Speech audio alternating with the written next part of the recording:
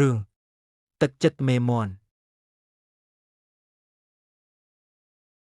មានកុសិករម្នាក់បានចិញ្ចឹមមេមន់មួយនិងមេទាមួយឲ្យរស់នៅក្នុងទ្រុងជាមួយគ្នាកុសិករតែងបាចចំណីឲ្យសត្វទាំងពីរជារៀងរាល់ថ្ងៃមួយមេមន់កើតបានកូន4ចំណែកមេទាក៏កើតបានកូនមួយមិនយូរប៉ុន្មានមេទាក៏ចាកចោលកូនទៅមេមន់ឃើញកូនទាកំព្រា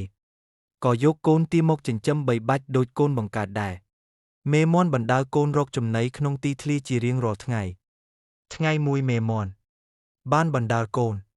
រកចំណីដល់មាត់ត្រពាំងទឹកមួយកូនចុះលេងទឹកយ៉ាងសប្បាយមួយសន្ទុះក្រោយមកមេមន់បានហៅកូនឲ្យឡើងគោកវិញថ្ងៃមួយកូនមាន់តូចជាងគេឆ្ងល់នឹងទង្វើម្ដាយក៏សួរ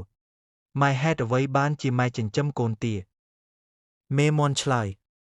កូនទាវាកំព្រាអត់មេហើយវានៅតូចណាស់បើម៉ែមិនយកវាមកចិញ្ចឹមតើវាអាចរស់បានយ៉ាងដូចម្ដេចវាក៏មានសិទ្ធិរស់រានមានជីវិតដូចក្មេងទូទៅដែរម៉ែគិតចិញ្ចឹមកូនទារហូតអត់ទេដល់ពេលវាធំម៉ែឲ្យវាទៅរៀនជាមួយកូនហើយដល់វាអាចចិញ្ចឹមខ្លួនវាបានម៉ែឈប់ចិញ្ចឹមវាហើយយីម៉ែខ្ញុំចិត្តល្អណាស់កូនមាន់លាន់មាត់